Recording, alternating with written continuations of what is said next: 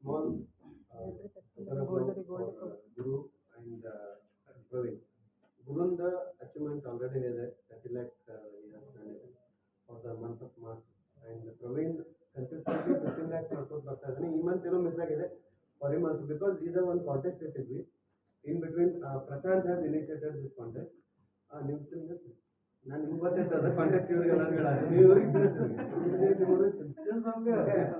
ಏನ್ ಕಾಂಟ್ಯಾಕ್ಟ್ ಅಂತಂದ್ರೆ it was 15 lakh ಯಾರು ಜಿ ಎಲ್ ಕ್ರಾಸ್ ಮಾಡ್ತಾರೆ